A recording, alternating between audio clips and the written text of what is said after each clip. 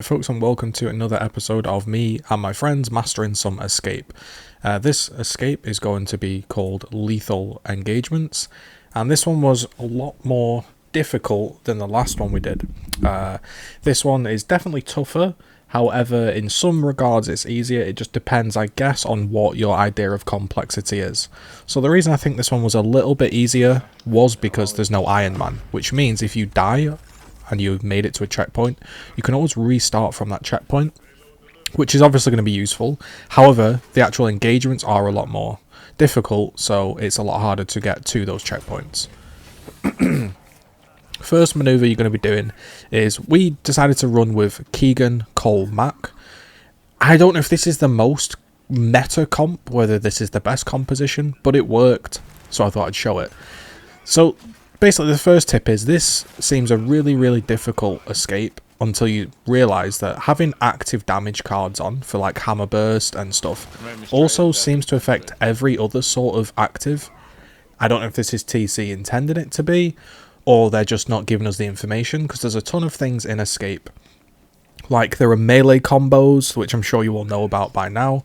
PvP players won't even know that melee combos exist, but escape, you need to know how to melee combo. And there's a whole host of little bits and bobs and trickery that are not explained at all in any way in the game. The fact that each difficulty you put up increases, yeah, obviously the difficulty, but it also adds extra modifiers that we don't even know what they are. The game definitely gets harder though. So you want to be basically active reloading every single bullet. That was the key to this hive in my experience. What I mean is, ideally, you're going to have your mate knock off someone's helmet, and then you're going to aim with an active sniper, or, you know, your active pistol or your active hammer burst, and it's going to deal a ton more damage, far more than you would expect from an active. So that's the first key, is to definitely be decent with the sniper and the accuracy and have somebody knock off the headshots. Now, this second area is particularly awkward because sometimes you get a sire. If you get a sire, it's kind of tough luck, and you can maybe try trap him inside this room. However, for the run that we managed to complete, we didn't get a sire. It was this Buzzkill Scion. So again, the tip is, your active sniper with all of your cards is going to effectively headshot people in one shot, as you're seeing. So that's the key. So Coltrane, in this sort of composition, he's running sort of, he's kind of like the guy that stuns, and if you stun somebody, so if you lunge and stun them, you can grab them as a meat shield, so that's going to save you bullets, and that can be really useful when it comes to the more difficult enemies. And when there's multiple enemies, you can stun somebody and grab them as a meat shield, and that's what Cole was doing. So Joe did some clutch work. Mac is getting headshots, and again, he's also trying to get the actives and just generally try to do DPS. So we took this route, and we found that dealing with those scions, that was your main thing. So you want to active him and deal with him. Now, we went to the right hand side. We just found that there was a lot more cover, and going to this right hand side was more useful. Again, you can sort of peek around like this and use the cover, and once you outnumber them, that's your opportunity to push. You don't have a lot of time in this escape. Because the enemies take a lot of time to fight, and there are a lot of difficult enemies, ultra stopping power and claws, we found that pushing to the right, dealing with that scion with the actives, and then sort of grouping up and steaming him all with melees and just chain reviving was pretty quick. So we dip into this safe house, and I've decided that I'm basically taking all of the snipe ammo, and I also am playing Keegan because he has his ultimate. I'm not using my ultimate regen card. The cards I've just got on are Hammer Burst damage, extra duration on the ammo's resupply, and I've also got the Venom, kills in the Venom make your ult respawn quicker, and I think I also had on spotting, killing spotted enemies gives you your ult back. So I was just the ult machine to give us sniper ammo to allow us to progress. Again, situations like this, when we got outnumbered, we just all beat the guy up, and Then on this bridge area, now this wasn't a very clean run. I did have a run before this that was much, much better, but we failed right at the end. However, I would recommend only putting one person on this bridge.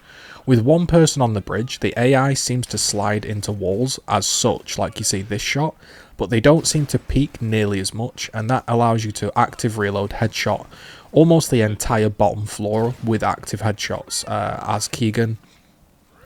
With two people, they seem to just freak out, peek, you know, flick shot you, do all kinds of crazy stuff. So I recommend just putting one guy on the bridge and then the other two go downwards. So this section wasn't too clean and can be definitely improved, but the general idea was sort of make your way, just try and alleviate some pressure, pick off a few maybe elite drones, just anything you can get done with a one shot is going to be useful.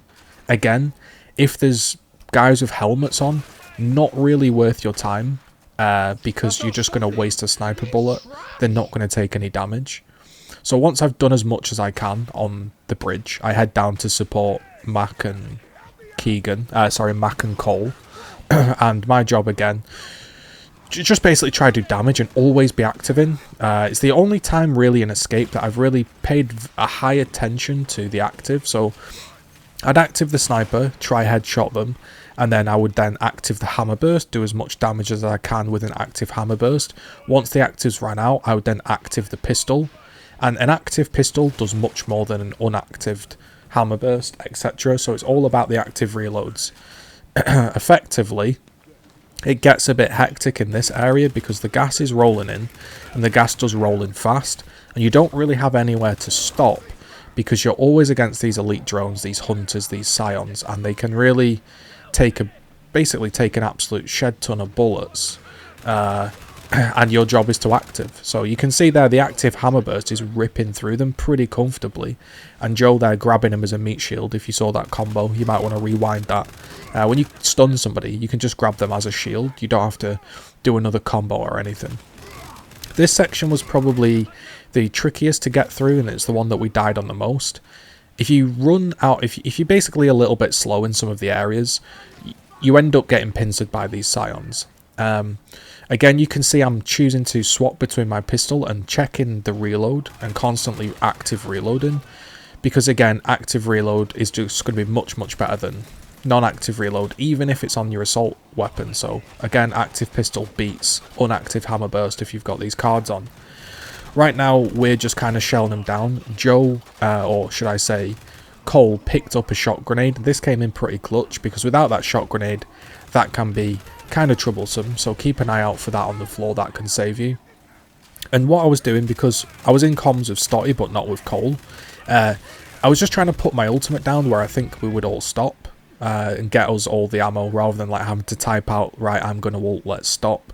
You know, I was just putting my ult down as best as I can, and I was using it as frequently as I can, because pretty much like this, if you're not one-shotting enemies, you're in a tough situation. Now, Joe actually ults here, and he ults to get through that damage, and he ults to sort of clean everybody out, and then save us.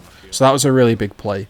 Ideally, you'd save your ultimate for the stump that's going to be coming up in the next round, but it's probably going to be back up anyway because it's such a long hive.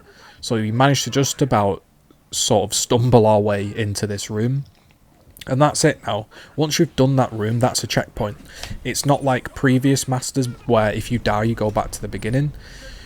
Now you've got this checkpoint and now you're ready to go. So again, key things: active headshots, remove the helmets, and just try effectively just be useful and kill the big targets as fast as you can. I know that sounds like really generic advice, but honestly, this section here that we're showcasing right now, we tried to speed through this because we kept failing because we felt like we were taking far too long on this section.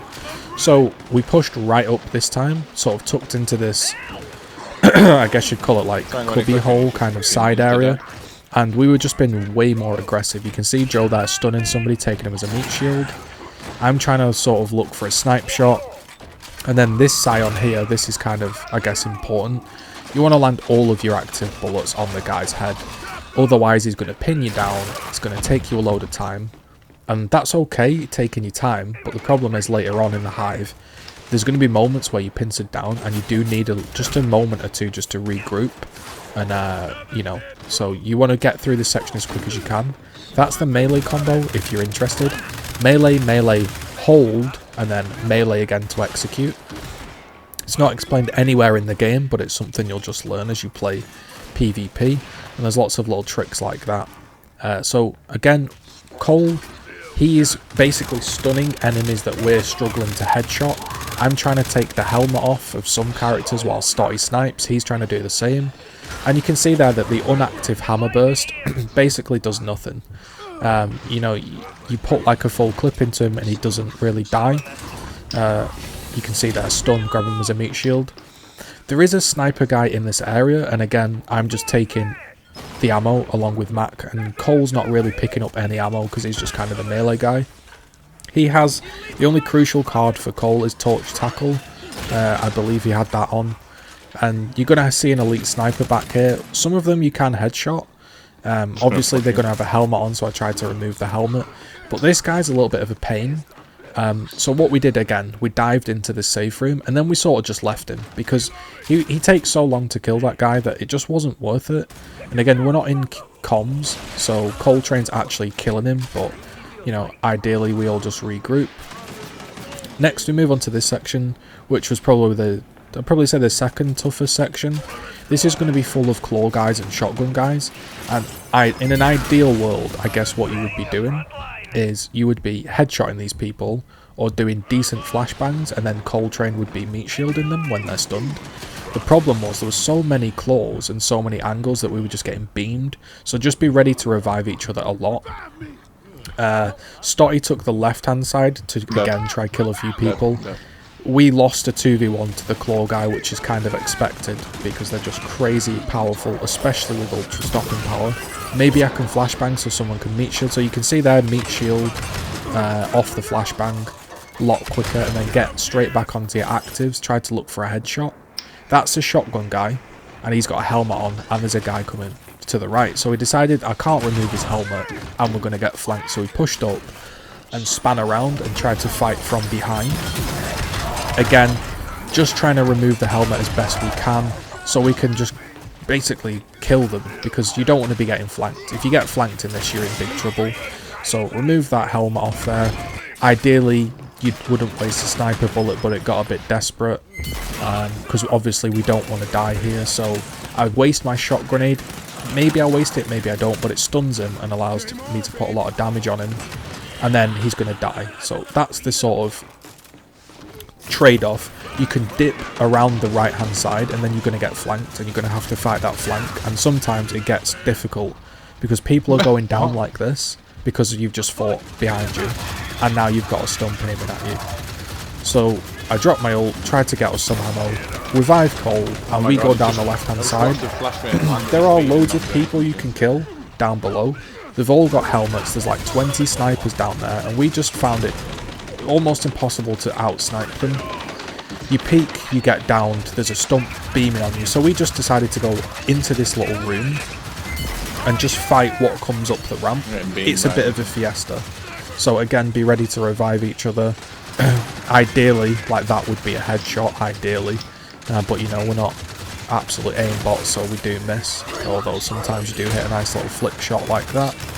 And again, the whole time you're playing, just be keeping an eye on your active. So don't waste your active. You want that active up when the enemies are coming. So, hell of a shot grenade thrown there. Duck back to Stotty. So I then take the sort of forward position, and someone's behind us in case we go down. Because there is situations in this where you all get downed at once. So you kind of want to be spread out, but just close enough that you can crawl to each other. So right now, the plan is we can't kill all of these snipers down here. It's just impossible to kill all of the snipers quick enough and get through the gas. So we decided that the main threat was this claw guy. We would try to group up down here, deal with this claw guy, and then we would just basically make a rush for it. So Cole's kind of playing forwards, and we're like, okay, is he going for it? Because again, we're not in chat. Stotty then uses his barrier like an absolute lunatic. No idea if this barrier was useful or not. Cole's then ulting to get out of the way of the stump. I'm been revived, And then as I'm being revived, we both go down. I decide to crawl to Cole and tuck into the left-hand side so the stump can't shoot him. And then I go back for Stotty. And again, stick to the left-hand side so the stump doesn't shoot you. It's a bit of a fiesta down here. You're just going to have to make a run for it in my experience. Maybe there's a better way, but that's what we ended up doing. Now the stump's opening fire on you, and you just got to survive till the doors close. I didn't peek at all, because I didn't want to go down. We were getting flashbanged. The only peek I did was this. And yeah, I thought it was a really, really enjoyable hive. It took us, if you're interested, 2 hours.